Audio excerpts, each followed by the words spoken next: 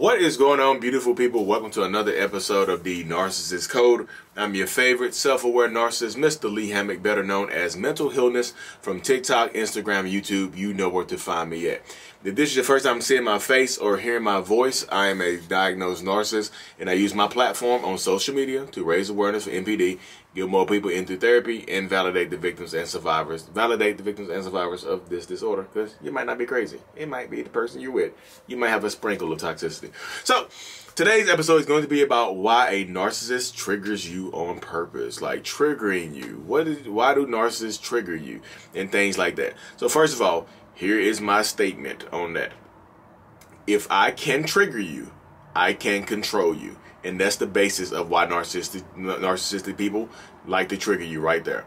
Because being able to trigger you is equivalent to being able to control you. So that's why I tell so many people that the best way to handle a narcissist is to not react. The best, if you can stifle your reactions, if you can handle not reacting, if you can take the onslaught of triggering and emotional, verbal abuse, whatever, not the physical stuff, not the physical stuff, because sometimes you have to react to protect yourself, but but like, if you can handle all the other stuff by not reacting, you are in control. So as a narcissistic person, as a person who's diagnosed with narcissistic personality disorder, control is one of my things, yo. I like to be in control of people. I like to control situations and the way people think and the way people perceive me and things of that nature. So my significant other or anybody around me, my coworkers, my subordinates, anybody around me, I want to be able to trigger them when I see fit, when I need to, because like me as a narcissist, like I feel like I'm out of control of so much stuff in my life. Even though I want to be in control of things, I'm out of control of so much, and it bothers me so much. But like, you know what I can control? The people closest to me. I can control triggering other people to get a rise out of them, just to be able to do it, just to get a little high. Some narcissistic people get a little high from triggering you. Just do. Just do. It's fun sometimes to trigger you. It's fun to push your buttons and watch you pop. It's fun to blow you up, like beep, beep, beep, beep, beep. Put the code in, put the correct code in, and watch you go off, watch you set off like a rocket ship and things like that. So if you can control yourself, you can win. But a lot of times, I know it's easier said than done, especially when especially with narcissistic people. We play dirty. When we go low and you don't react, we go lower. We gonna get a reaction out of you some way, shape, or form. If you don't react, you stifle the flame. You stifle the narcissistic flame. Because I'm out of control. Like I said, again, I like being in control of stuff. And I'm out of control so much. Like, it reassures narcissistic people of their existence, of my meaning, of my meaning on this planet, to be able to trigger somebody close to me. To be able to push the buttons of your significant other or your wife or your kids or somebody else and watch them just get mad. Just little stuff. And it doesn't have to be a huge reaction. It doesn't have to be trigger you to the point where you're yelling and screaming and crying and where they actually will pull out their phone and record you. So again, that's another reason why you need to control your reactions, because narcissistic people will pull out their phones and record you and make you look like a bad guy. Hey, look, you see how she's reacting? Hey, y'all, look, I told y'all she reacts this way. I told you. That's why, look, because you couldn't control your reactions, and now you're yelling and screaming on camera. Now there's blackmail. Now you don't want this tape to be shown all over online or whatever, because, if it gets shown on TikTok, you're going to get millions of views on you going crazy. So that's what I said. Calm yourself down. Take back your power. Take back your strength, because if you don't, you know what I mean?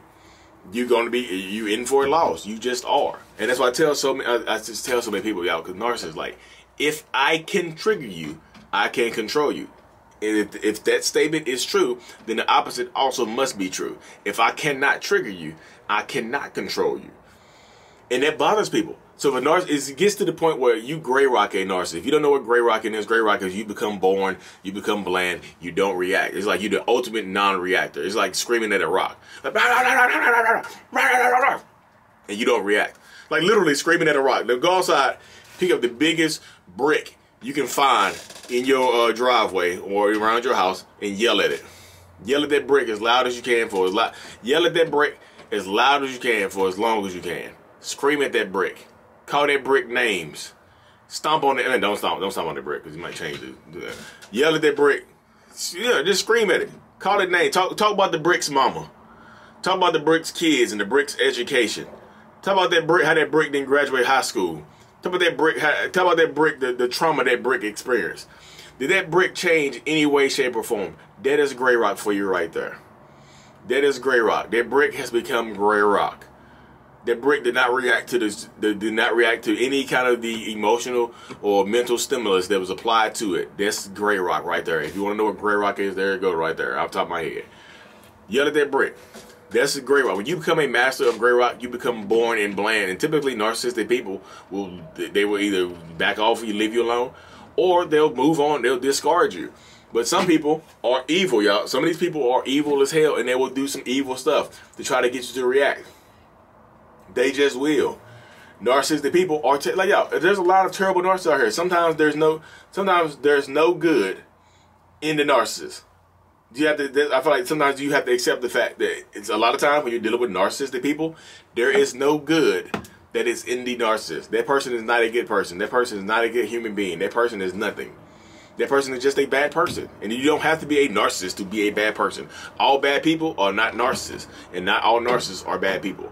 Now people gonna get mad at you. Y'all gonna flay. Whoa, let me push pause. I'm gonna comment real quick. I'm gonna come back to you real quickly. I'm gonna go comment this right here. You're wrong on that one, brother.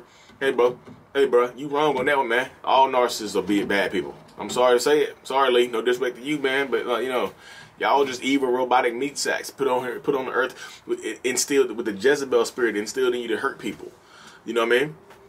But I get that. But I know that not to be true.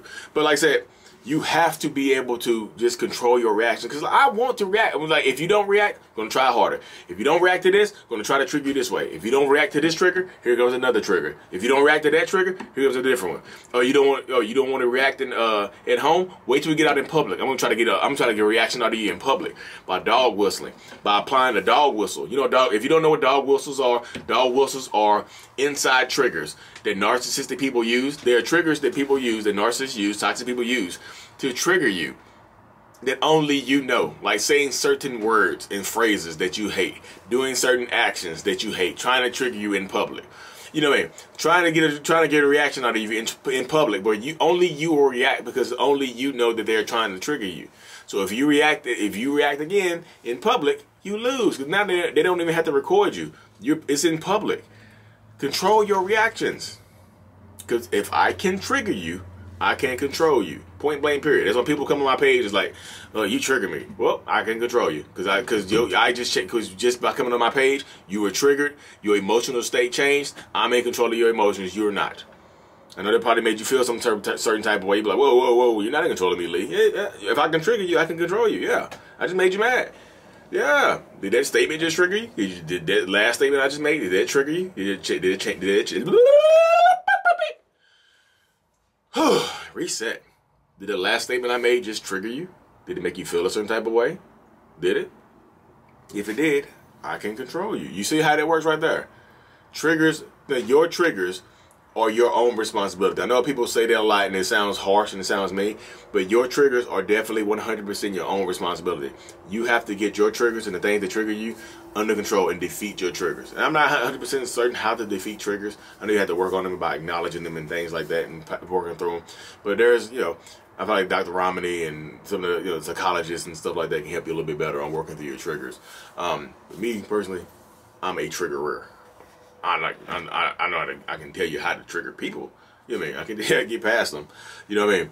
But I just feel like if I can trigger, but you have to get your triggers under control. Because once you are no longer triggered by the same actions and the same things, that person can no longer control you.